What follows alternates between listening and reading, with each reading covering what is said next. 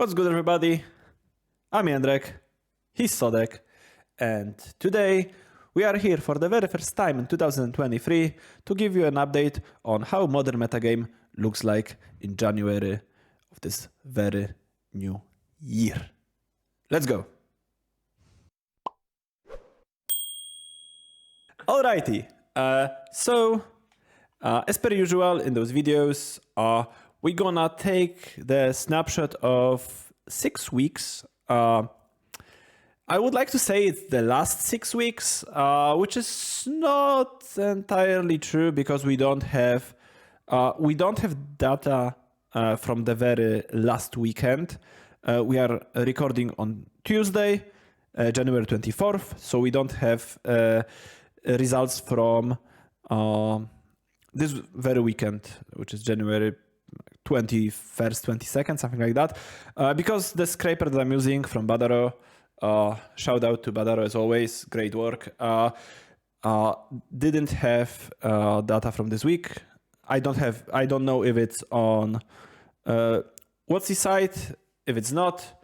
I've been kinda out of the loop recently. I think they are because I saw Okay, the so results on Reddit by bouncing, so I assume they. Okay, so just the scraper wasn't updated, or the data cache rather wasn't updated.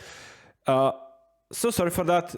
We still took the 6 weeks period of time, which is I think from like 10th of December to 15th of January, something like that.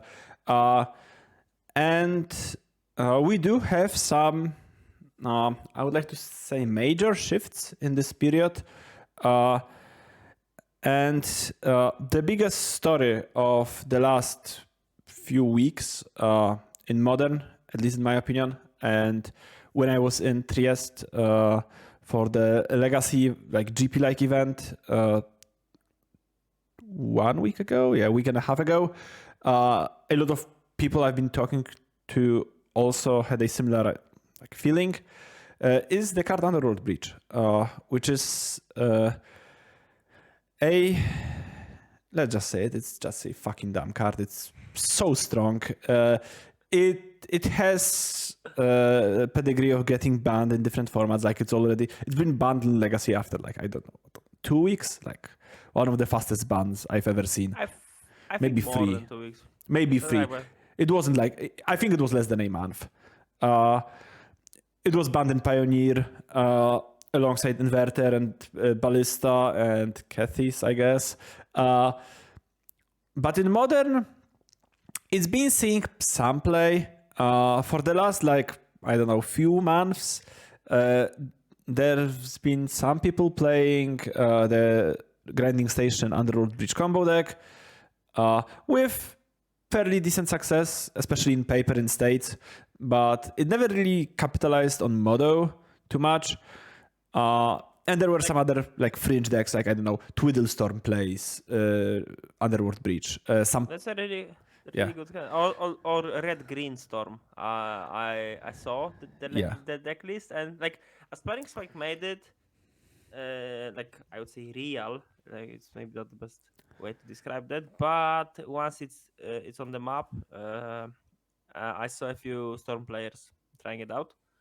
Overall, like if we like, I was thinking now about why Underworld Breach was so good in Legacy or Pioneer and not good in Modern. It's because in other formats, Pioneer and Legacy, it was relatively easy to find a good room for Underworld Breach to make it work. In Legacy, it was Brain Freeze and Lionside Diamond stuff, something like this.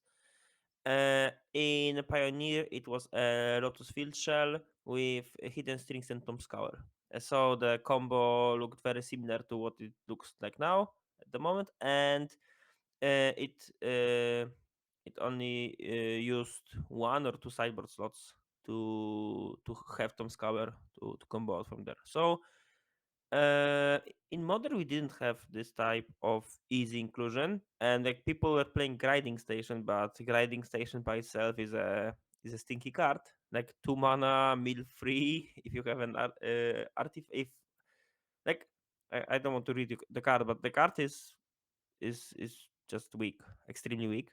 And to make it work, you need to add even more strange cards or cards that sometimes are really good, but they can be quite awkward versus other matchups. For instance, Emery. Emery looks insane when you have Mishra's Bubble early and you can play it on turn 2 or even turn 1 for 1 mana. But when you don't have it, it's like, and you have to pay 3 mana for it, it looks extremely awkward. So, like the biggest story of Breach was to how to make this work without adding too many bad cards to the deck. More or less, yeah. But it also kind of makes you think about Twin. Like, Grinding Station Breach, Pestermite Twin is like... Twin is not a good card on its own. Pestermite is not a very... Like, I think Twin is like the weaker of two cards in the combo. And I still think if you have like Snapcaster Mage in your deck, it's better than Grinding Station alone. But Breach is much, much better on its own than Pestermite. Like, Breach is an actually threatening card, more or less on its own. So, and it only costs 4 mana total compared to like 7. So maybe we but just you need to, should you have also to need to have like maybe, yeah, of course you have to have cards in your graveyard, yada yada yada. I was kind of sort of joking, but only sort of. But yeah, I think that the biggest breakthrough was realizing that you don't really need combo in your deck to play the card Underworld Breach. I think the bare minimum that you need in your Underworld Breach decks, that are like fair Underworld Breach deck, is you have to have Underworld Breach, of course. In some form of fashion, 2, 3, 4, think any number, like even playing one, like we'll talk about it later, like splicing Breach into other decks, but you need Underworld Breach, and then I think the only 3 pieces you need is Dragon's Rage Channeler to fuel up your whole graveyard and your plan. And I went full 180 on Dragon's Rage Channeler being a card I didn't like in the past, especially when like 4 color was very popular. But with how well it works with Breach and how good it is against like creativity and some random decks as well. Now I'm a firm believer in Channeler. I admit that I was definitely undervaluing it. It's also fair to say that it was a much different environment back then because we didn't have Leyline Binding, so Murktide as a threat itself, like Murktide Region, was kind of invincible because you couldn't kill it in any way, so I preferred to go a bit harder on Murktide instead of having Channelers in my deck, yada yada yada. Doesn't matter. I undervalued it a bit, definitely. But now I think I would play at least 3 in like Murktide, maybe 2. But I would definitely play a non-zero amount of channelers in like regular Murktide. And I think if you have more than 2 copy of Underworld Breach in your deck, you definitely want full 4 of channelers. And even with like 1 or 2 copy, you still want 3. So yeah, we have Breach, we have Channeler, and then we need something to pair with Breach. And I think all you need is, if you want to draw a card, you have Bubble, and if you want to kill your opponent, you have Lightning Bolt. And that's it. Like 4 bubbles, 4 bolts, probably 4 channelers, and some amount of breaches. It's like 15 cards or so. And then you can splice it kind of wherever you want. Some people have been playing it in Death Shadow. Some people have been playing it in like prowess-ish, like in actual prowess. Some people played it in like this no bad cards breach, which is like you are just playing the standard like 12 creatures from Murktide, sans Murktide, so Ragavans, Channelers, and Shredders. Then you have all those bolts, Spell Pierces, Considers, Unholy Heat, Bubble, Iteration, all this stuff. You basically like you forgo Counterspell and Murktide, and instead you play Breach and Jegantha, and then you have some white splash for Teferi, Prismatic Ending, Wear and Tear, which is great card, by the way. I was very impressed with Wear and Tear when I played it recently. And then like people are still experimenting. I think that's the most exciting thing about the card Underworld Breach in those like fair shells, that people are still experimenting. For example, in Trieste, I was playing like a Merktide deck that basically takes out 3 Merktide regions, puts in 3 breaches, and that's it. I was playing like Counterspell and all that jazz. And the deck was, first of all, it was super hard. I felt like an idiot constantly. Like I think I'm fairly proficient at playing Merktide, but with this deck I was just like a child alone in the mist. Like, so what's the difference? Because like these both two decks looks quite similar to each other. That's true. That's why it's so much harder than Merktide in your opinion? Well, it's mostly about those turns when you have Breach and how many things you need to pay attention to, especially in paper. Because on Modo, you have Modo like just telling you how many cards is in your graveyard constantly, because it's just a number that's on the screen. It keeps track of card types for you. It keeps track of how many bubbles you played. It keeps track of basically everything you do for you. So like I've had those turns where, for example, I was playing the PTQ on Sunday, and I'm playing against Merktide. My opponent has 8 Merktide. I'm at 8 life. They've resolved like 2 or 3 more iterations than I did and drew some cards with Archmage's Charm. So at some point they have like 8 cards. I have 3 cards in my hand. One of them is Breach. And I know that, okay, my plan, my way of winning this game is to somehow resolve this Breach and just go off with it as much as I can.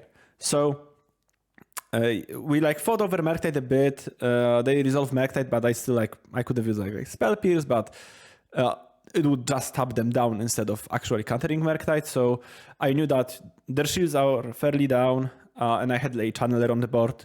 I was like, okay, now this is my time to shine. So I untapped, played Breach with like a lot of cards in my graveyard, like 20 or so.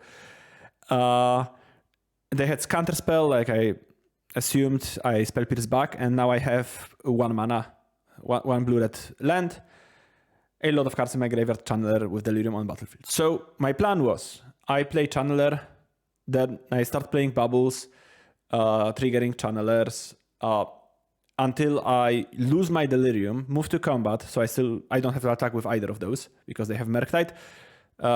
So I just Champ attack, and also I was at 8. And then I regain Delirium with Bubble and Underworld Breach post-combat. So I have 2 blockers, and they need 2 removal spells to kill me. And then I drew like 5 cards with Bubbles. So if I do untap, I will most likely win. Especially since I left another Underworld Breach on the top of my deck from Surveil, and I had like Bold in my graveyard, and I wanted to leave enough cards in my graveyard to bolt them to death next turn, because I had like 6 or 7 lands, and they were like 12 or whatever.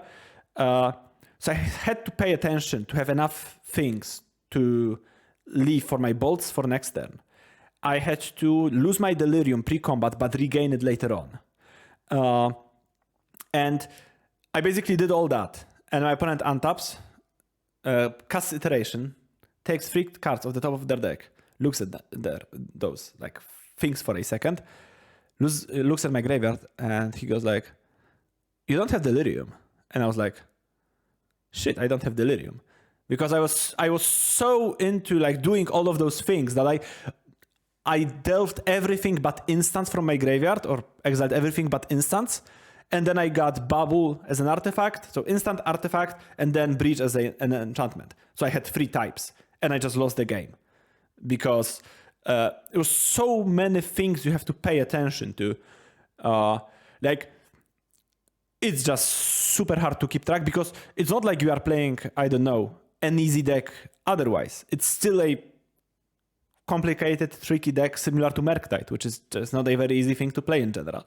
So basically, playing it on Modo is much easier, I think. And my best hint for keeping track of things with Bubble and Breach, I usually just put a die on my Breach anytime I crack a Bubble on a Breach turn. So then I know how many cards I have to draw in my next in the next upkeep. That's a pretty good thing to do. And then I like stacking my graveyard in 6s or 3s, preferably 6s. And then when I go for the Breach combo, or for the Breach turn rather, I just take my graveyard like a filthy dredger or something, just put it in front of me. First I separate 4 types that I need for Delirium. And then sometimes I forget about it later on because I take everything together again and start doing things, yada, yada, yada. But still, very complicated, like mechanically, to play in paper, I think. But also very, very strong. And I do think that, once again, I was talking with multiple people about Breach in Trieste. I was mostly talking with Pachi. He's a very good Spanish Modo grinder. For those of you who don't know Pachi, it's spelled Patxi. And Pachi was playing the like stock Fair Jeskai Breach deck with Gigantha. And we've been talking and we're like, shit, I don't know if my deck is good. Like if that's the best version. And he was like, dude, I don't know if that's the best version either. And we both agreed that for the next modern event, which is like Prague, we either will likely know what's the best version or Underworld Breach just won't be legal anymore. Those are like 2 outcomes that we think are most possible because it's just... Jędrek, do you think that Underworld Breach can be banned in Modern? I think so. This card is just ridiculous. It's super strong. And once again, we are still in those very... Like, I think that Breach survived for such a long time because people were playing this fucking grinding station. It's basically like, imagine you have Mox Opal, like early 2020. And you can play Oko Erza Mox Opal Mystic Sanctuary deck. And this deck is beyond broken. And somebody walks up to you and they say, hold up, this Mox Opal is totally fine because I'm playing Affinity and I'm not winning too much. And this Grinding Station Breach deck is basically Affinity, and good Breach decks are Oko Urza. Of course, the proportions aren't like exactly the same, but it's a very similar vibe to me. You are just like, it's just so easy to include this card in your deck and for it to do so much. Like, I was playing Murktide, as you all know, for the last few months, even more. And with time, I was more and more displeased with Archmage's Charm in the deck. I used to think that it's super good. Then the metagame kind of changed. I think the biggest addition was creativity, and then paying 3 mana for a spell like Archmage's Charm was less and less attractive. And I was looking for some other ways than Archmage's Charm to supplement iterations as this like card advantage engine. And I think that like just playing a couple of breaches in your Murktide deck instead of charms is just a very good idea. And the trick is to like balance everything, right? Because you can't play too many Murktides plus breaches because they are both like graveyard hungry, let's say. Very graveyard like intense or intensive cards. But also if you are playing both Breach and Murktide, once again, you are a bit too heavily focused around graveyard sometimes, so you need some good sideboard pivot, or maybe not like complete pivot, but you need some cards, I think, to like supplement your main graveyard-less plan, which is Ragavan and Shredder, which was always like, you are playing Murktide, and your deck is like, 12 creatures with 3 Merctides and 4 of everything else, or something similar to that, like 3 channels, 3 Merctides, whatever, it's still like, okay, my opponent has Leyline of the Void, but my deck is 4 Shredders, 4 Ragavans, and Leyline of the Void does nothing against those cards.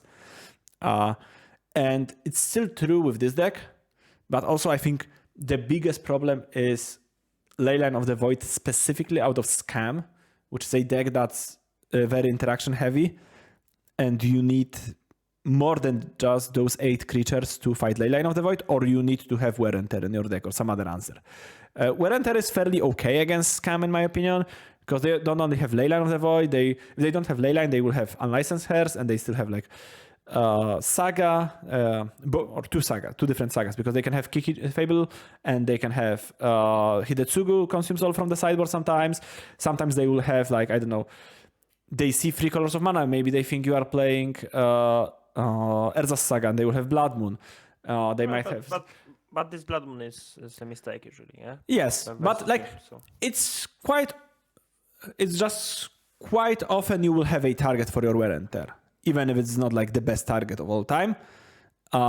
And you can just still discard it to either surveil it away with Channeler or discard it to Shredder. You do have ways to get rid of cards that you are not interested in this deck. So yeah, I think that the best pivot you can have against specifically Scam is Fury. You just hardcast Fury for 5 mana, kill their thing, and kill them. This really falls to their trick, yeah?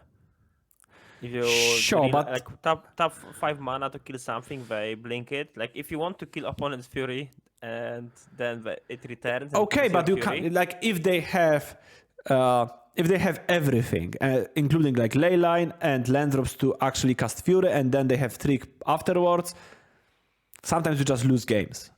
I think having something like I think Fury is the best one. Then I think you can play things like Jace or Subtlety. I personally hate Subtlety. I think it's better if you have Breach, because you will end up drawing a lot of cards with Mishra's Bubble. So the fact that you have to sometimes pitch a card is a bit offset by that. That's one of the reasons I really like Force of Negation in the sideboard of this deck, because you just want something to deal with your opponent's things. But yeah, like if you play Jace and Plus against Scam, they on an empty board, like you deal with everything, they deal with everything on your part, and the board is empty, and you play Jace Plus, they can't really kill it. They're not playing Unholy Heat. They need like Pitched Fury and a Trick, which is 3 cards, or they need like a Singleton Dreadbore, or they need to like, I don't know, you will most likely untap and Brainstorm if you plus your Jace. And if you untap and Brainstorm against Scam, it is usually pretty good. So I think Jace is okay, mostly because of Scam and against the other hard graveyard hate that you can find, which is Rest in Peace off of like Blue-White and similar decks. And Jace is really good against Blue-White, especially if you have Force of Negation in your sideboard. Like if your plan against Blue-White is like 2 Jaces, 2 Forces out of the sideboard, it's just, they have all those subtleties and Rest in Pieces and like, I don't know, Prismatic Endings and Sweepers for your creatures, and then you just go Jace, counter your thing, and I win the game. Okay, I have one question, like maybe not question, but a hypothesis. You told us that Line of the Void is quite good, especially in Scam. What about other cards that were used to good against Merctide before Ledger Shredder era and lost a bit of power, but now I think we are so graveyard centric that cards like, for example, Endurance. Endurance is insane. Endurance is so good. It's like I remember times when Ledger Shredder comes out, people were cutting DRC, so there was only Merctide to deal with. Endurance was not considered as a really good card against blue-red strategies. Nowadays, with Dragon's Face Channeler return to the archetype, like by return I mean it never really left, but like, it's a full force, yeah. Yeah, it's increased like popularity. maybe, let's say. Yeah, that's better. and Underworld Breach card. And if you play Endurance in response to Underworld Breach, that's the dream, because I think just I think Endurance is one of the biggest reasons for playing a counterspell version of this deck, because without the card counterspell, I don't think you can reasonably win against Endurance very often. Or maybe differently, Endurance will, like, even pitching Endurance will be worth, will make you not lose that much card advantage compared to unresolved Underworld Breach with Bishop Bubble. Like if you go for Breach and they pitch Endurance, like they use 2 cards, and you don't get to draw your cards, which is it's a better of 2, it's a lesser evil for them, basically. Lose 2 instead of you drawing like 3 or whatever, but it's still okay from the Breach perspective if they pitch Endurance in most situations against your Breach. It's still a fine thing for it to happen. What's terrible is if you have to attack into this Endurance with your 3/3 and you know it's there because they passed mana and they're playing like a bunch of Endurance. It's like, I think you need some sort of countermeasure against Endurance in this space. That's why I like Counterspell. I also like Counterspell because sometimes you just draw a lot of cards with Breach and or with Bubble, and you draw those cards on their upkeep. And if you are like, you don't have an actual combo in your deck, you can bolt them to death if you have enough mana, but that's very mana intensive. So what very often happens is you play Breach, maybe after like playing Iteration and finding Breach or countering their permission or whatever, something like that, and you have like 2 or 3 mana open, and you maybe, I don't know, replay a creature, then play some bubbles, and you pass the turn with 1 or 2 mana, and you want to draw something that you can cast off of those 1 or 2 mana that will allow you to stop your opponent and let you untap with all those extra cards and just win the game. And Counterspell is really good for that. The biggest downside of Counterspell is, first of all, it's not good with, like, it's not good against Urza's Saga. Like, it's, in general, it's not a very good card with Underworld Breach. Yeah. It's not a very good card with Underworld Breach, but I do think that this, like, synergy that I just talked about of drawing cards and then passing and drawing Counterspell is very legit. And I think Counterspell is better than most people give it credit with Underworld Breach. I think this weakness is especially pronounced against Urza's Saga, and specifically against Hammer, because it's a very fast deck. And then the second weakness of Counterspell is that you can run Giganta. So I was brainstorming different options with Patchy and on my own. Mana Leak, I think, is too similar to Spell Pierce in what it does, because you are like, your 4 bolts, 4 hits, prismatic ending Teferi deck is very good at dealing with creatures. What you are not very good at dealing with are things like Living End, or things like I don't know, Scapeshift, Karn Liberated. And Mana Leak is very close to Spell Pierce against those things. I think one thing you are specifically better against with Mana Leak is Primeval Titan if they don't have Cavern, but it's still not great. Other options are Remand, which like lets you cycle through your deck, which is cool, but it's not very good on this like crucial turn when you want to deal with whatever they did. I think the actual best thing you can replace Counterspell with, if you're playing Giganta, Delay. Is delay. Yes, I think delay is actually the next best thing. For those of you who don't know what delay is, it's 1 and a blue instant. It counters a spell, but instead of putting the spell in the graveyard, you exile it with 3 time counters on it, and it gains suspend. So you're basically delaying their spell for 3 turns, which checks this very important box of you get to untap with your extra cards. And on top of that, some versions play main deck Teferi, which is a nice cheese with delay, which is not super relevant, but it will happen from time to time. And if you're playing delay, then that's an additional argument for playing main deck Teferis. So yeah, as I've said, in general, I do think that Breach is just a fucking bonkers card, and it will take some time to find a right shell. Right now, my front runner is playing like blue-red Murktide with 2 copies of Merktide Regent and 2 copies of Underworld Breach. And then you are not playing Archmage's Charms, you are not playing like Snapcasters or Borrowers, anything that's more expensive than 2 mana. And then your deck is like, basically stock Merktide, right? 19 lands, you have those 4 cards that I mentioned, which is 23. And then you have Bubbles, 27, country. Yeah, all 1-drops and 2-drops. 4 Shadders, 4 counter spells, 4 iterations. 4 Channelers, 4 Ragavans. I think what you want to do if you are playing 2 Breaches in your deck is playing 4 Bolts and 3 Hits. I think it's important to have Bolts. I also think that Spellsnare is fucking insane. Like, it's a card I've been liking for basically forever. But Spellsnare is just so good now. Let's save it for our actual tiers, because like we were talking a lot. Like it was yes. Like, to be fair, this is the biggest change that happened in the last couple of weeks. Everything else is rather stale. So I think it was good for us to spend like half an hour talking, or mostly me talking about Breach. And then now we can move to our actual tier list, and I will definitely be talking about Spellsnare more. So starting with our classic A tier, we have 6 decks in the A tier. In order, we have Merktide, Hammer, Creativity, No Bad Cards Breach, Jeskai Breach, Jeskai Aggro, however you want to call it, then Rhinos, and Red-Black Scum.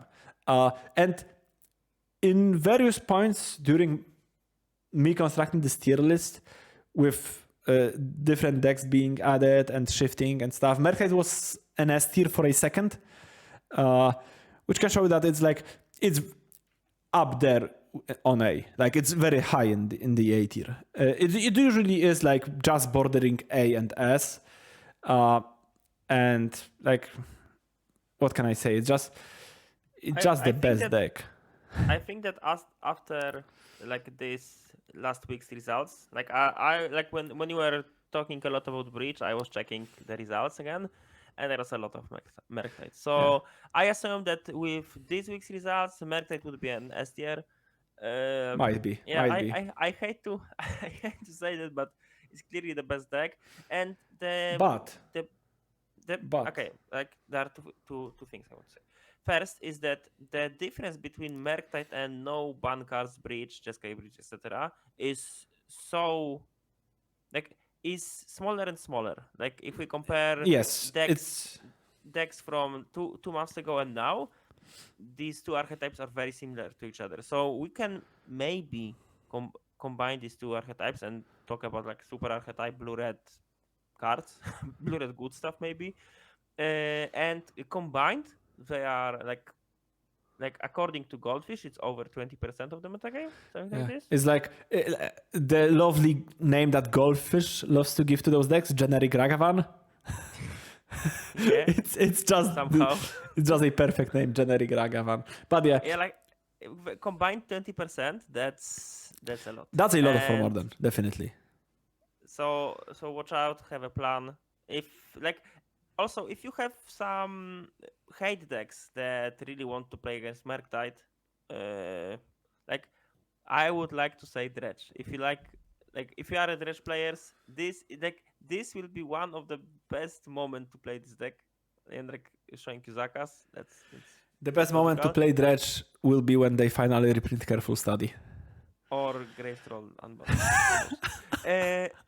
But there are decks that prey on playing against Merktide. There are not a lot of them, but with so big share of the metagame, maybe that's the time. Overall, Merktide looks very solid.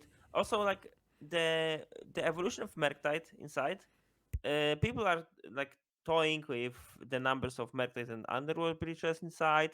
I also saw the uptick of players who are not playing 4 counter spells, are playing 3 of them, because Spellsnare is so good at the moment. The splash 2 Spellsnare, 2 Spell Pierce.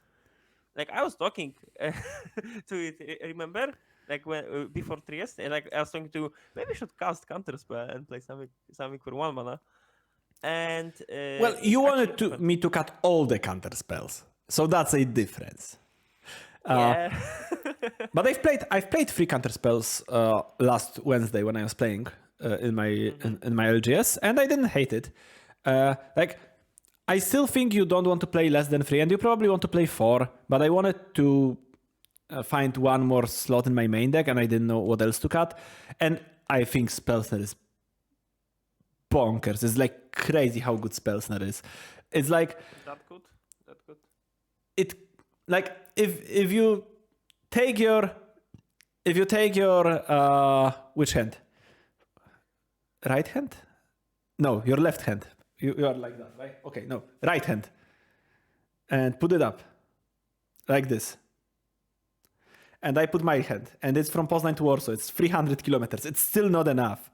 It's still not enough to show how good Spellsnare is. It's like insane.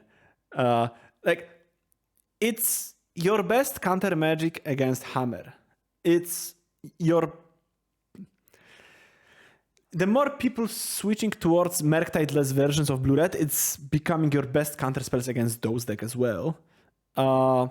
Iteration, Underworld Breach, Ledger Shredder. Yeah. What else to say? Yeah, basically, like, I think the card Counterspell is important in Merktide Mirror, mostly because it counters the card Merktide Regent.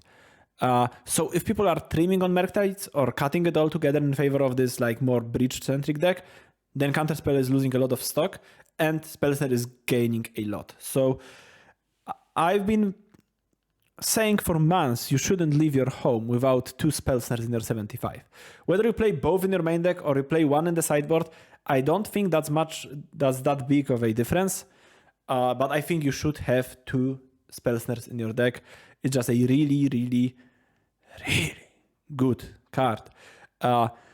And, well, that's basically all I had to say about Merktide, which is the best deck. But now we are moving to what I think is the best choice if you want to play a large event right now.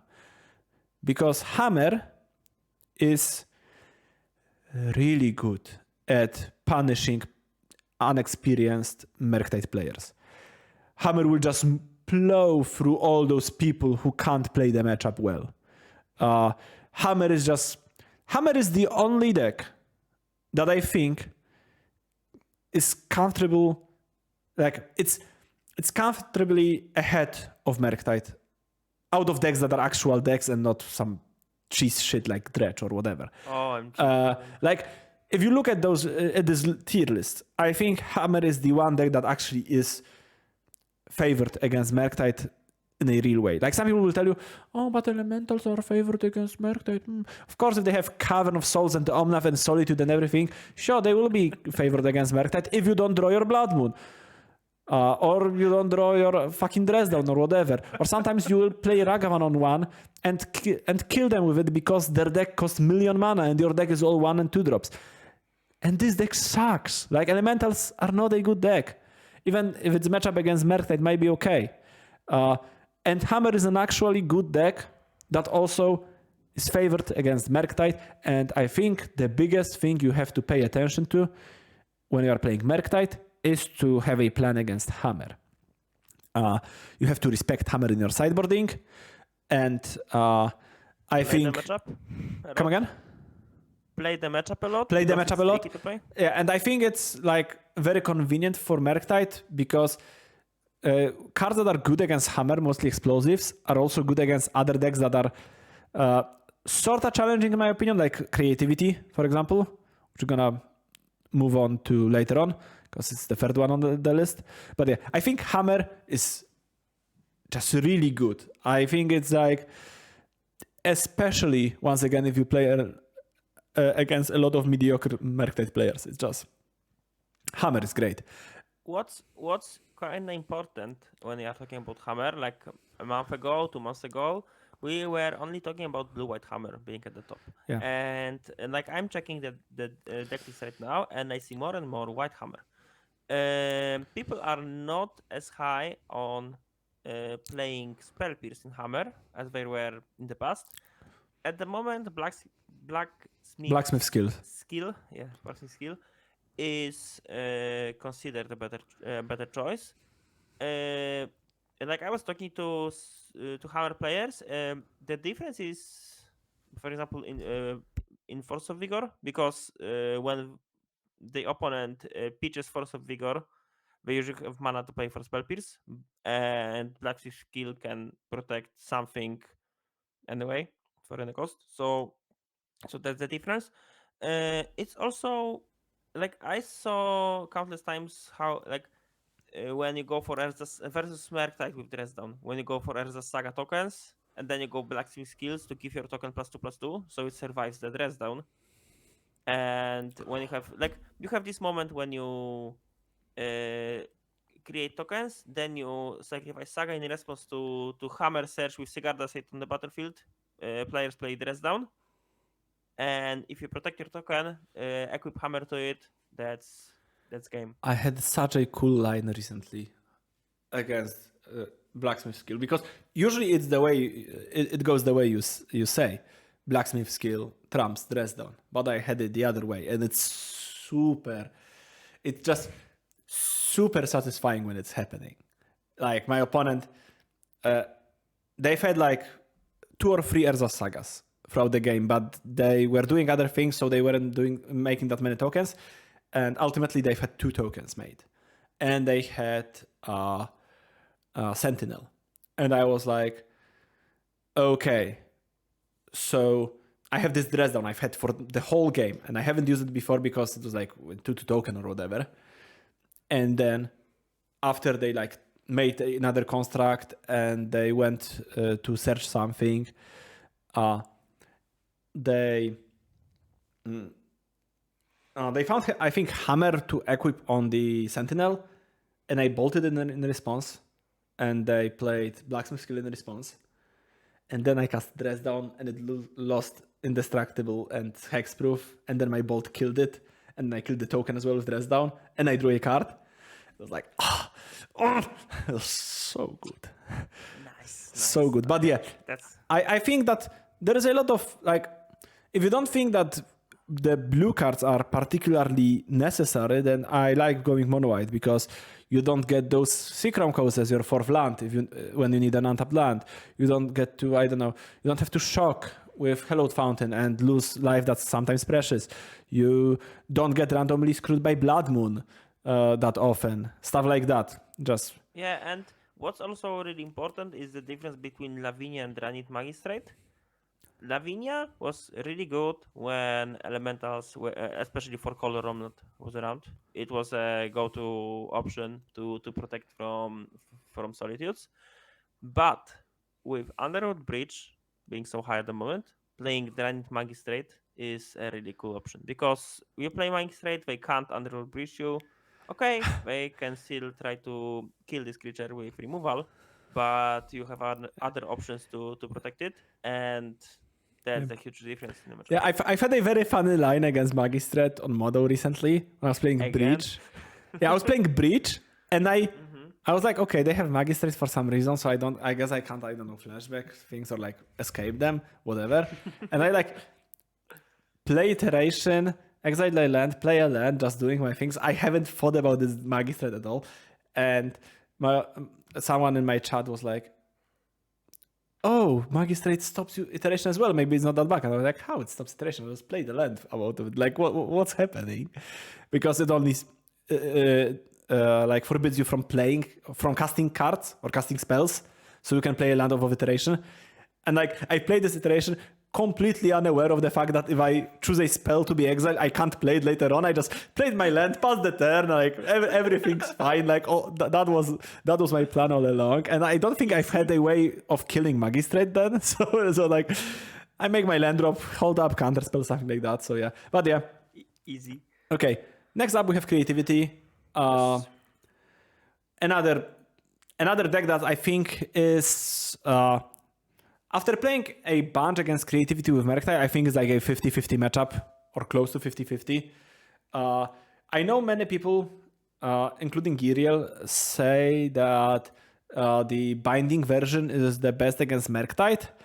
But personally, from my experience, mostly playing against Ziriel, who's like a god with the deck, and it's like I very much fear the Mana League version. It's just, or maybe the way that Uriel plays it is just, it's very hard for me to win against them. But I think it's like mostly 50-50. As long as we are talking about versions with like Spell Pierce, I think the Jund version is significantly easier for Merc type because they don't have Spell Pierce, which like makes you much more free in like sequencing your mana and spending it. So yeah. Generally speaking, with Underworld Breach being a card, this card is even worse. Yeah, this card is like at its all-time low probably in like I wanted to find another. There's one exception. It's 31 Grief. 31 Grief is still really good. If you are not playing Grief 10-1 exactly, then this card is kind of it's because 31 Grief is like this card, but you also staple Tarmogoyf to it and you discard 2 cards. So like it's, but yeah, like fine. I was thinking about playing Death Shadow for a while to have another thing that like independent of graveyard. If you are playing Breach, you have more creatures that. And it's also a creature that's not boltable, which I think is a pretty big deal, especially against like creativity. But then I thought about what I need to do to play Death Shadow in my deck. And I figured out I need to play Thoughtseize in my deck. And I was like, Thoughtseize, Spell Pierce, Thoughtseize, Spell Pierce. I don't want to play Thoughtseize. I don't want to play Death Shadow because counter magic is just so much better right now than this card. But yeah, creativity in all shapes and forms is at least decent. I will stand by our Mystical Teachings colleague Uriel. The Timur version is the best one. And then the 5-color version is probably good too. And I wouldn't touch non-blue versions too much. I think that Spell Pierce just works so well in this deck. Is by far the best Spell Pierce deck I've seen in my life, I think. It's just so often your opponent casts a spell and with 2 or 3 open mana and you are like, Spell Pierce, and they are like, if I pay for it, they will creativity and I can't do that, so they don't pay. So Spell Pierce is like 1 mana counter spell so often in this deck. So yeah, creativity is just so good. Then we have Breach, which we talked about already so much. This NBC Breach is mostly the stock Jeskai version with only white cards in the main deck being like 2 Teferi, some prismatic endings, and then sideboarded wear and tears. Also, some more aggressive versions, the versions with like Baral and Manamorphose. Are also coupled here. Like I think there was like 1 week that somebody with Baral and Manamorphose in their Breach deck, like top 4-day super qualifier or something like that, or showcase. I don't remember. Like, we can safely say that it was a transition. Like, oh yeah, definitely. Before there, then people were playing only Grinding Station, and it was the first success of the list without Grinding Station, but with more fair cards. It still had some combo approach with Manamorphose, Baral, and Grape Shot. And then people quickly realized that Manamorphose Baral Grape Shot is just not necessary. Yeah, what I'm saying is that for the sake of like transparency, there is like 1 or 2 of those lists there. And I do think that Manamorphose is a card that might see play again in those deck, mostly because it's like Bubble is the card you want to see a lot in this deck because that's your potential of doing fair Breach. Manamorphose is the closest you can get to having extra copies of Bubble. It's not exactly the same thing, of course, but it's the closest you can get to. So I wouldn't be super surprised if I see a person with like 1 Manamorphose in their deck or 2 Manamorphoses because they want more Bubbles. Not saying it will happen, but I wouldn't be too surprised. And then we also have the Prowess Underworld Breaches decks that are grouped into Prowess archetype that we will talk about later on. And then we have last 2 decks in the A tier, which are Rhinos and Scam. I don't think we have to talk too much about Scam because nothing has changed that much, but I do want to talk about Rhinos. Okay, about Scam, quick note. scam players started playing Leyline of the Void just to solve the breach problem better. Smart. That's like really sad when you are playing Dredge and Doughty Voidwalker player has also ley lines, so yeah, happens. But the idea was kind of cool. I don't know if I keep playing it, but you can see it from time to time. Don't be surprised if that happens. Yep. And that's it. Okay, Rhinos, let's go. Yeah, I guess one more remark about scam. Some scam decks also have been playing like Godless Shrine and Wear and Tear in the sideboard, and Scraper classified them as Mardu midrange, and I just threw it together with scam because it's basically the same deck. Rhinos. So ever since Leyline Binding got printed, we have two main versions of Rhinos: a like traditional rag version with like Blood Moon and more like a lot of Furies and more like Adventure tempo cards. approach, let's say. Yeah, adventure cards. And then we have the Leyline Binding, like regardless of whether it has actual use for black mana or no, it's the same deck for me, even though Scraper will like differentiate between 4-color and 5-color Rhinos. To me, it's the same deck. Because like, okay, some of those decks will have Unmoored Eagle in the sideboard and some won't. And that's basically the biggest change or the biggest difference between them. I am a big fan of the 3-color version. I know a lot of people who are very experienced at playing Rhinos, like Dota, like Max Magicer, like Talisker, have been liking the 3-color version. I think it's more coherent. You get to play Blood Moon, which is a good card. You get to play Becomiments, which is fucking hilarious. It's actually good. Like if it is good. 4/4 Trampler, it means that you kill your Rhino is bigger than Murktide. It's the best removal spell for Murktide Regent, basically. And if you ever get to become Immense Fury, you just kill your opponent in one turn. Basically, no matter what happens, like 18 damage. So, that's so it's 20 with Violent Outbursts. So that's nice. What's the biggest difference between Domain and Timur Rhinos is the Blood Moon. Like you already told about that you are a Blood Moon deck. That also means that you are not losing to opponent's Blood Moon. And with Murktide and Scam being at the top, being not super soft to opponent's Blood Moon is kind of cool. Yes. The only thing I like, I played both Timur and Domain Rhinos in the past like 2 months, and I really like the thing that 4-color version can play more Crushing Footfalls, like, because you played more Cascade spells, and that's probably the only thing that I would like to change in Rhinos. You can still play cards like Arcane Proxy, like as a 5th Shardless agent, but it won't solve the problem of drawing it without another cascade. Yeah, exactly. And a cascade spell, so it's not ideal. Still, Team Rhinos had one of the better win percentage in Trieste in Legacy Grand Prix style event. So that means something. Also, Rhinos had also cool showing at SCG. I'm although not. I think really so. Yeah. Sure. Like in my opinion, Rhinos is a random deck killer. It's like it's really good at doing that. At every B, C, and lower tier deck struggles to win against Rhinos unless they have they are really well prepared with explosives, cherries, etc. Yeah, I think that the trick is to win. It's also good against Scam because if you are good at top decking Cascade spell, your double 4/4 matchups quite well versus what we are doing.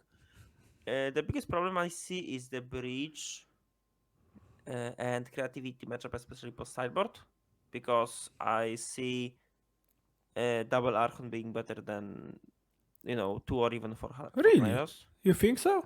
You think double Archon is better than 2 Rhinos? Yes. But like, also, I think that you can play for Endurances in the 4-color version or like Domain version, but Endurance is also a card that plays better in Rag version, I think, because you play like Borrower and you play more instant speed game, like Subtlety, all those stuff, and yeah, Endurance is just so good. We've talked about it. Yeah, to me, Rhinos. To me, Rhinos is like the closest thing you have in Modern to Legacy Delver.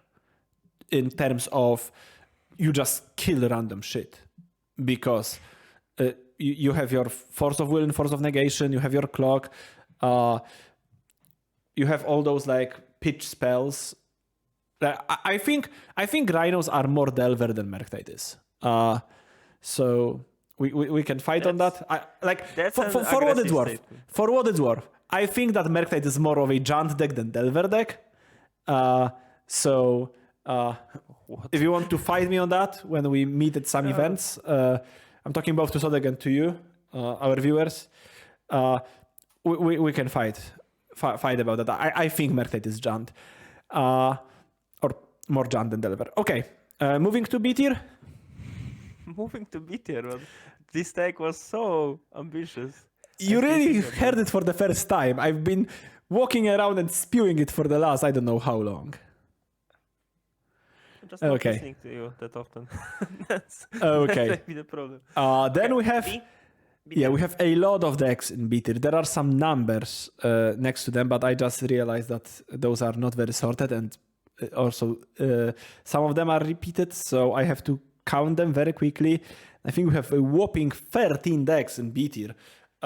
So we're gonna count together to be sure. We have Rag or Timur Saga. If you're a child that can't say Rag for some reason. Living End, Yawgmoth, Domain Rhinos, and by the way, the Rhinos that were in A tier are Timur Rhinos, to clear this all up. Then we have Burn, Bring to Light, Scapeshift, Elementals, Tron, Jant Saga, Amulet, Blue-White, Merfolk, and Zoo. So 13 decks, a whole lot of decks. And I would cut some of those if I was, because I just, the Rag Saga is numbered 7 and Zoo is numbered 16, which is like, okay, we have 10 decks is okay, but 13 is too much. And now I wish I cut some of those, but we already went with it. So I just want to apologize if our tier list graphic for this episode will look absolutely hideous because I can't squeeze 13 decks next to each other. I'm sorry for that. Problems. Okay, but talking about actual decks, start with Rag Saga, which is a trap and a crap and everything wrong with what can be with decks. Like, I don't think this deck works. I think that this is just this like ensemble of most broken things ever, like Ragavan and Renan 6 and Iteration Saga in the same deck, and people are like, oh, but Renan 6 with Saga is good because Saga is a land and you can rebuy it. And then you are like, have you thought about the fact that Saga can't pay for Ren? And they're like, oh, but Saga can find a Springleaf Drum, for example, and then pay for Ren. They're like, oh, but have you thought about the fact that you want to play your 2-drops and your fucking 3-drops and stuff, and you can't make tokens? No, but you can do this or that. Have you thought about the fact that if you are playing Saga with this deck and not with like Hammer, you don't have all those random artifacts lying around, so your tokens that you spent effectively 3 mana for each are like 3/3s and not 6/6s. Like, I guess you are right. Like, this deck is just, doesn't work to me. It's Saga and Ren are a non-bow more than they are a combo. Iteration and Saga doesn't work together. The tension between... It can work, but you need to have colorless spells to cast. The biggest combo in this deck is the fact that you can cast Tarmogoyf off of Saga on turn 2. That's the biggest combo that this deck has. Worth Ledger Shredder, yeah? And Ledger Shredder as well. They are playing like more than 4 sometimes. And for what it's worth, I think the biggest draw to playing Rag Saga is Tarmogoyf. I think that, and it might sound hilarious, but in 2023, our year of Lord, that's currently upon us, Tarmogoyf is a reasonable card in Modern. What? Tarmogoyf is okay. It survives heat a lot. It kills fast. It's a very good way to complement some of blue-red weaknesses in some matchups. Like, for example, against creativity. Especially if you're not playing Merktide. If you're just playing Breach, all your creatures are boltable. Like, Shredder can get out of bolt range fairly quickly, especially with Bubble. But even if you have Shredder Bubble, they can still respond to Connive with Bolt. Ragavan and Channeler will always be boltable. So I think having a cheap creature with because like Merclite is 2 mana, but it also has a considerable setup cost, and you really want to play like your 2-drop on turn 2, if that makes sense. Like especially against deck like Creativity. Like for example, if you start with, I don't know, your turn 1 against Creativity is like, I don't know, you play Bubble, Fetchland, and go. You play Consider EOT. Then you are playing Tarmogoyf that is very unlikely to get bolted because usually it will be 3-4 after bolt at least. And then if you play turn 2 Tarmogoyf, it's not like they can Spell Pierce it. It's not like they can use Veil of Summer against it. It's not like they can play Ren and 6 without you just, okay, I untap and kill your Ren and 6 with a bolt, or even without a bolt if everything goes well. So I do think that Tarmogoyf is a big draw towards playing green in your blue-red decks. But that's about all good that I had to say about this deck. I'm not a fan of Rak Saga or Timur Saga. It's just better play Merclite or Breach, like Jeska Breach, and these decks are all similar but better than this. Yeah, you're basically like, you have all those building blocks of like Saga and blue-red cards and everything, and you put together the ones that are most like anti-synergistic with each other, in my opinion. Also like playing Renaissance and Tarmogoyf with counter spells in your deck, not very good. So, and if you're not playing counter spells, then why are you even playing blue over better mana? Like Iteration is strong, but you still have like, I don't know, Fable and Ren. That should be enough in like grinding department. Okay, then we have Living End. Living End is in a strange position because like it was really poorly positioned like 2 months ago when Scam and Merclite were at the top. Right now we see more Hammer, we see more creativity, so Living End is a bit better positioned. Still, I'm not the biggest fan of the matchup versus Merctide nowadays because Spell Pierce is more and more seen. Although, if we see more Spell Snares, then Living End becomes a bit better positioned. So maybe there's something there. Still, the deck is just like really powerful at what it's doing. And if you can dodge scam players with Voidwalkers and Leylines, you can win tournaments. Also, the fact that Timur Rhinos were so well positioned means that maybe it's time to come back to Living End and just cycle and win. What do you think about playing main deck Endurance in those flex spots in Living End? I'm not a fan at all because like Endurance in Rhinos is much different than Endurance in Living End. Like in Living End, you usually fight for one spell, maybe like for resolving this one spell, and after you resolve Living End, you should be enough to win the game.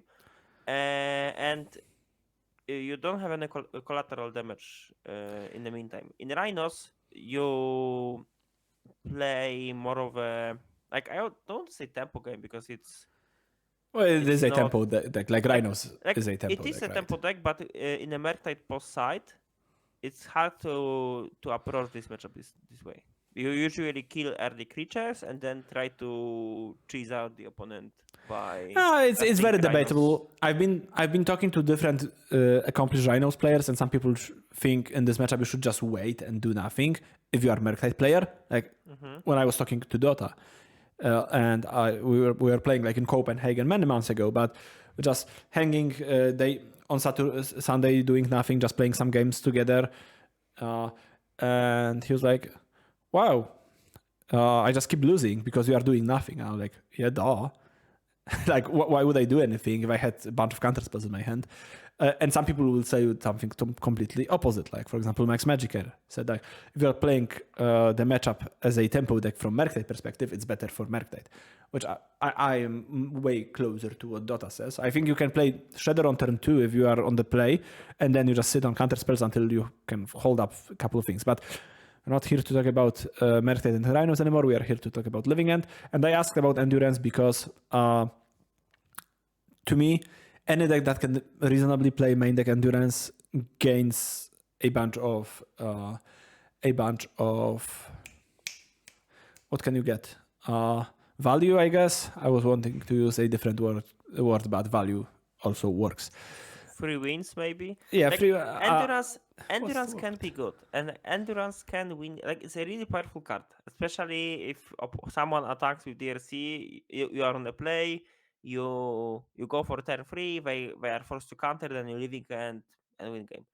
The problem is that once you resolve endurance, it's not like this endurance alone will win the game. You don't have any other support in combat unless you like hardcast Curator of Mysteries or like Brazen Borrower. I will interrupt you for I a just don't second. believe.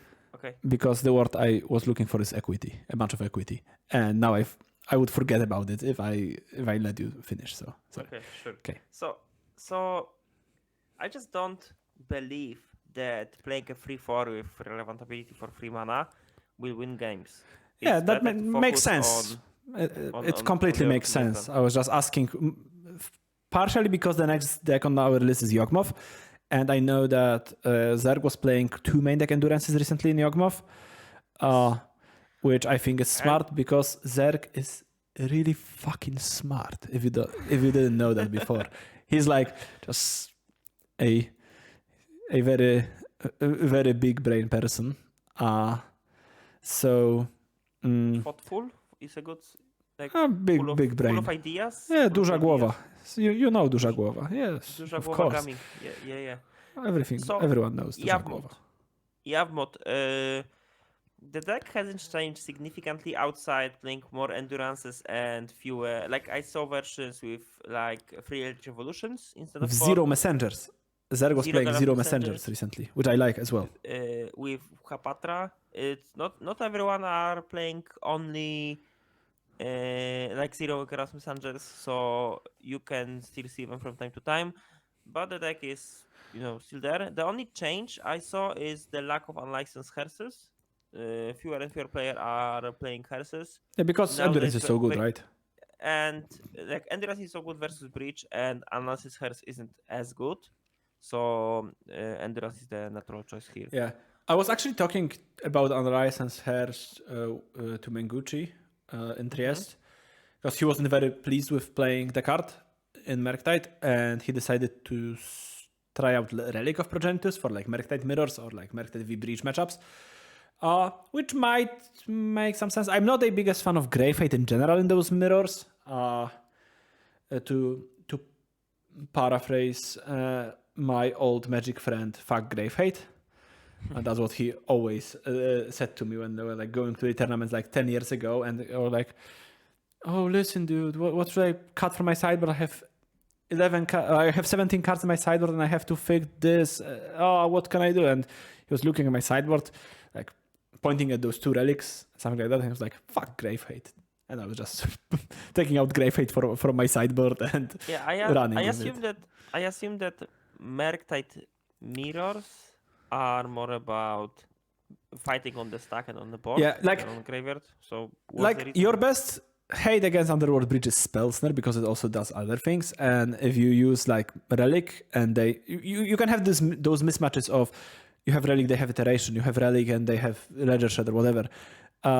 That can't really happen with Spellsnare. Like you can still have get Spellsnare v Ragavan situation or something like that, but Relic is also not great against those. Like at least Relic cycles, which is cool, but it also nukes your graveyard. So I don't know. I do think that if you are playing one of those blue-red decks with Erza's Saga in it, then having like Tormod Script is super good to fetch. I think it's really good then. But in general, I'm not super thrilled about graveyard hate in like blue-red mirrors. But yeah. Anything more to say about Yawgmoth? Like it's still the same deck, likely or largely. Okay, then we have Rhinos or like Domain Rhinos. We already talked about it. Burn is the same as always. Bring to Light Scapeshift.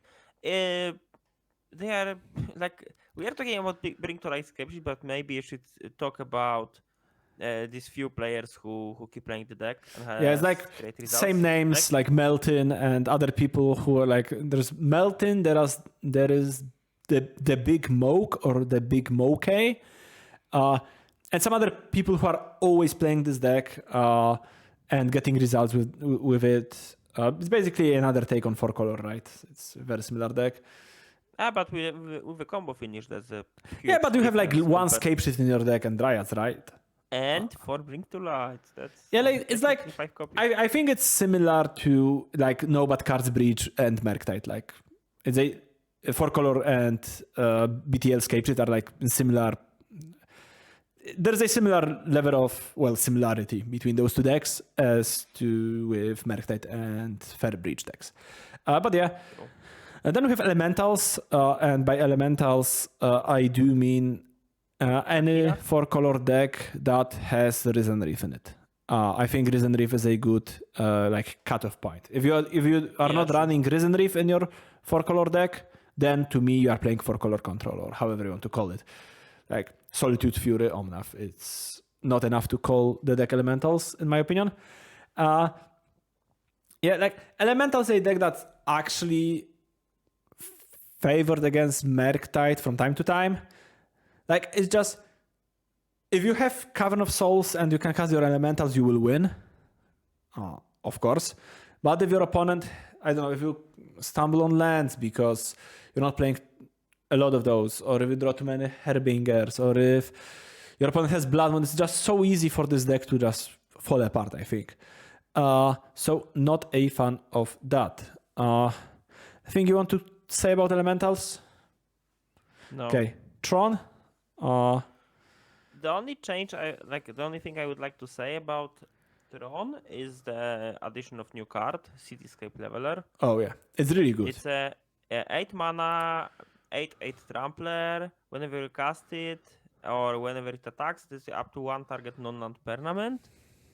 And you opponents get a Power token, and it gets a nerf. So it's a really cool way to close out the games and not run out of threats, because Tron nowadays has this kind of problem of not having enough threats in the heavy counterspell wars.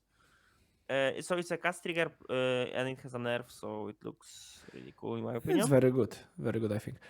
The only thing I want to say about Tron from my side is that, please, after 10 years of this deck being in Modern, please learn to mulligan. I was playing in Trieste in round 8 or whatever. It wasn't the best bracket of all time because I was 4-3 or something, but still, I was playing against a Tron player who kept 7 and went tower and then tower on turn 2 as well. Come on. You just can't do it. Just stop. Just don't keep those hands. If the Tron player keeps 7, you basically know that they have Tron. That's or a real hate, double relic versus graveyard deck. Or they are really bad at playing Tron. That's I think if your opponent is playing Tron and they keep 7, you are either very relieved because they are bad, or you are super scared because they have absolute nuts.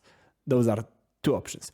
And then game 2 they kept 7 as well, and they also had not a very good hands. I don't know, just mulligan with this fucking deck. That's what it's good at doing. Just mulligan. Okay. Jund Saga. It's the same, very similar story to me as the Timur Saga deck. I think this card plays a bit better with Saga than Counter Magic, and with Rens and Tarmogoyfs tapping out and everything. But it's still a deck with a bunch of similar problems to me. So not much else to say. It's both worse Merktide and worse Scam. Oh yeah, kinda. There's something in there. You can't even. I know that Reed Duke really likes the deck, but that's it. Okay, if you are Reed Duke, then you can play whatever the fuck you want, because you are Reed Duke and you are just amazing at Magic. But if you are a mere mortal like we are, or our viewers for the most part, unless Reed Duke is watching this video, then thank you, Reed. Hello, how are you doing? Please tell Ian to never unban Golgari Grave Troll. And yeah, just don't play this deck, I think. Play Scam is everything that Jund players wished for and dreamt about for the last however many years it's been since Jund was playable. Just play Scam if you like Thoughtseize and red-black things. Okay. Yeah. Then we have Amulet. I think Amulet is okay. It might be very okay with the new land from Phyrexia All Will Be One that we will talk about in 2 weeks, because next week I'm going skiing, so we will have to record our like spoilers or basically new cards discussion from Phyrexia after it will be released, which kind of sucks. But at least we might get more things right after the first weekend of results. So yeah, so that's probably we'll see. I like this approach actually because it's not guessing; it's more about like talking about things. Yeah. So relevant actually. Yeah. Anything to add about Amulet?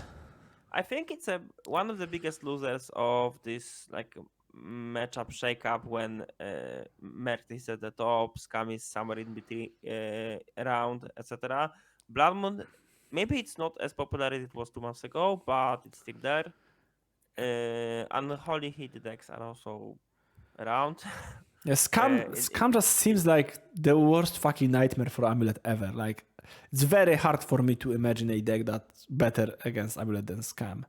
Yeah, like maybe like only Scam that always have one island and Ethergast in hand. I don't know, like something like that. Like, I don't know. I saw many Amulet players being so hopeless about the matchup that they like refuse to try. Like for these members in the sideboard, that's the only way, because like it can kill at least Tier 1 Fury, because otherwise Fury just kills you. Tier 1 Grave is also extremely hard to beat. And Blood Moon and Voidwalker and all those things are just good against it. And removal for Titans. They actually play Terminate, which is like you can kill Titan and it doesn't get disrupted by like Endurance or Bojukabok the way Unholy Heat does. So very rough times for Amulet.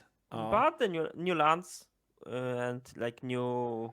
There are new options. Like there's a new land that can be an Amulet. There's also a Green Sun Zenith effect, kinda. So let's see if this will be. We're staying hopeful for #no bad matchups, because currently it's like not many good matchups. Okay. Moving on. Blue-white. That's all I had to say about Blue-white. It was on purpose. Totally. It really was on purpose. That was why it wasn't such a convincing yawn, because I had to fake it. Whoa! I You thought it was real? No, it was a fake yawn.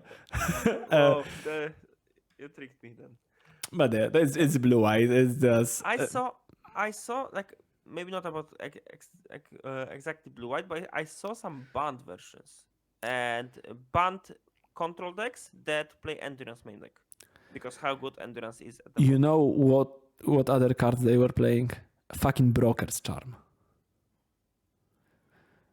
Okay, if you, without looking it up, if you can tell me all Broker's Charms mode, I will buy you a 4-pack of Harnash next time we see each other. Okay, let's go. First mode. +1/+0 and creatures. And you choose two creature you control and you don't control and deals damage. There's Destroy Enchantment and draw 2 cards. So close. You can also deal damage to Planeswalkers with the first mode. So close, Sodek. So close. I saw this card yesterday in LGS. I was really... No Harnash for you. No Harnash for you. But yeah, like once again, I think any tries at going the banned route are justified because of how good Endurance, I think, is if people are playing a lot of Breach. So I do like this approach, but still you are playing Blue-white, so boring. Cringe. And paying a lot of mana for your spells, plus, just play cheap cards. People, it's modern, not standard. Okay, then we have Merfolk. I'm giving Okayka to Merfolk because I think the deck is underplayed and the deck is not as pathetic as people think it is. Yes, that was actually more or less exactly what I wanted to say, that Merfolk is not an embarrassing deck anymore, which is about the biggest compliment I can give to it. I think, without like vomiting. Take it. Yeah, I think I think if you like just playing those like fucking fishes, it's actually a decent choice. And like many people, especially once again those open events, and people are not so practiced, and there is a lot of things that people can fall into when you are playing Merfolk. Like for example, I don't know, people attacking. Like you can play 7 hand card with Merfolk, and you play turn 1 land go, turn 2 land go, and you attack with your 1/1 channeler into their Merfolk trickster, things like that. Like people who Merfolk or like versus you can't DLC.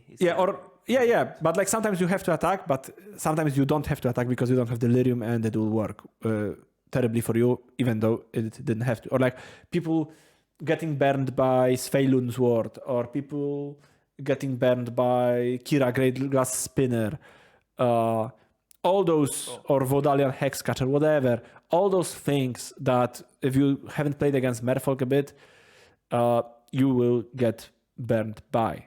So Merfolk, not terrible, which is about the highest praise we can have for Merfolk. And then to close out our B tier, we have Zoo.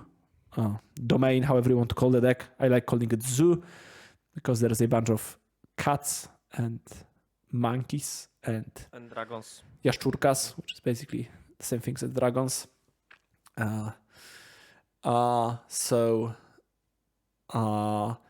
Like just a bunch of efficient creatures and efficient interaction. Stubborn Denial is... Yeah, with inefficient lands, I guess. Yeah, mana base is the biggest problem for the deck, and the deck really can't solve the Blood Moon problem. That's the thing that keeps it in check. There's Romoka's command to fight it, but that's it probably. Yes. And similar to Merfolks, I feel that Zoo should be more represented, and we could see it in the form of how popular the deck was in paper tournaments and how well it went. Yes. You know what I would like? I would like for Triumphs to come into play untapped, but you have to have White Nacatl in your deck. Like I would like to see Zoo with untapped Triumphs, because I would not. I think this deck would be actually like great then. Yes, that's true. And now it's like you have all those 1 and 2 drops, and your curve is like kind of low, but it's also like not entirely true because of tap lands. Often you have to like you have an additional 1 drop, which is your tap land, and then sometimes you have tap land on 2, but not that often.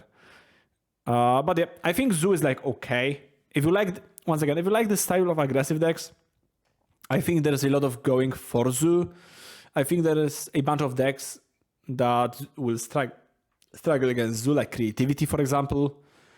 I think Yawgmoth will struggle against Zoo. I think depending on their draw, Murktide can struggle against Zoo.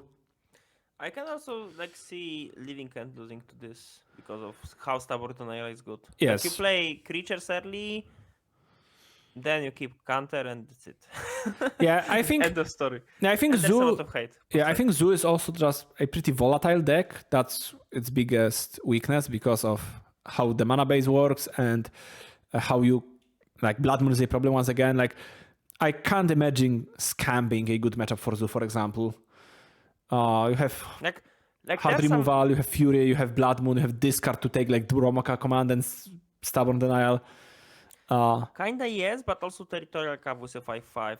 Yeah, but you have Terminates. So Fury... Like you have a lot of Terminates in your deck, and sometimes Fatal Pushes, and then Blood Moon. So yeah, but still, like I think Zoo is a fine deck to play. Shall we move to C tier? Yes. Okay, only 2 decks in C tier. They're kind of similar because they are sharing the same card of Underworld Breach. It's Combo Breach and Prowess. And all of Prowess builds that are there are playing Breach, from what I checked.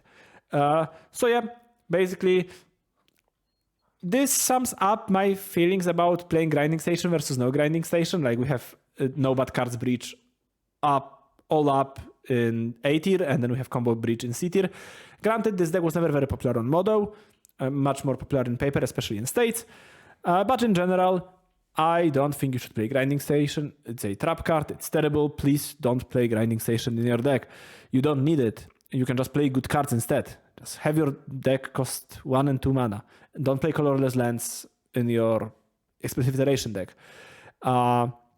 Everything I think we wanted to say about Combo Breach and why it's not very good compared to no Combo Breach was already said. Prowess is, I think, a bit more interesting topic, because Prowess is much closer to No Bad Cards Breach than to Combo Breach.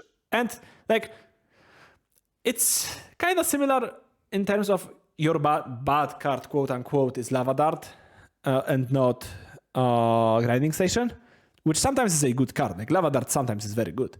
It was terrorizing Modern before MH2 for like God knows how long. I think it's just a... At least Prowess solves one problem other Breach decks have. It's fast. That's one thing. It plays more than 4 Mishra's Bubbles, so it's easy to get your value Breach going on. Because you have sometimes Manamorphoses, you have... And Mutagenic Growths, that counts as a Lightning Bolt for 2 life. So if you have 1 Prowess creatures and more, if you have more of them. So that looks, in my opinion, cool. And I feel, again, this deck is kinda underrepresented and should be higher. And I wouldn't blame anyone who would say, yeah, I'm going to play Prowess at my next big Modern event, because it checks all the checkboxes you want to see. It's fast, it has card advantage, it has a combo finish for Underworld Breach, and you can also outplay unexperienced opponents with your Lava Dart and Mutagenic Growth. Yes, your free spells. Yeah, like to me, it's basically ever since Ledger Shredder got printed, you have enough density of actually good on rate creatures to play instead of Prowess creatures. Because like in those Prowess variants, you just play Channeler and 8 Prowess creatures, I think. And there's like Sprite Drawer, Sprite Dragon, Splash, third Path Iconoclast. Okay, like those are just worse than Ragavan and Shredder. But I definitely can see that situation in which like being more aggressive is cool. And like if it's something as simple as I don't own Ragavans, I think Prowess is just a very decent alternative to playing the like Ragavan Shredder Breach. It's still like a competitive strong deck. And probably the only red deck in the format, like truly like low curve red deck in the format in which you don't need Ragavan. There's also Burn, but Burn is... I think that even though Burn is in the B tier and Prowess is in the C tier, I would rather play Prowess than Burn.